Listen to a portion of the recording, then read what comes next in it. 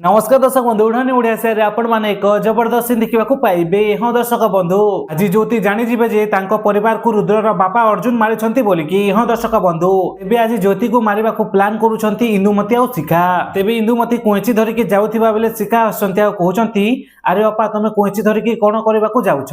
तापर इंदुमती कहउचंती मु ए कोईची रे ज्योतिर बाल को काटिदेबी आउ जलेदेबी तापर मैं सबुदिन ज्योति मोर गुलाम होकी रहिबो बुझिलु शिखा। तापर शिखा कहउचंती अरे बापा तुम तो बहुत चालाक निकलिल।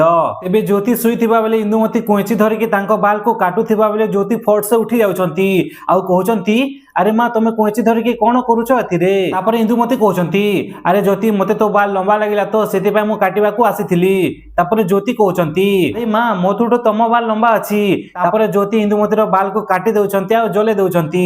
तापर इंदुमती कहउचंती ए कोन कलु ज्योति तू मो बाल को जले देलु मोर तोर गुलाम की रहबार नाही। तापर ज्योति कहउचंती अरे सासु माँ तुम ए अंधविश्वास कथा काहे की मानुछ। तो दर्शक बंधु आपण मानको कोन लागुछि ज्योति कोन जानि परिबे कि अर्जुन तांको परिवार को मारिछंती बोली कि जदि हाँ ताले कमेंट माध्यम रे यस लिखंतु। आ हम वीडियो भल लागिला हम चैनल को सब्सक्राइब करंतु। धन्यवाद।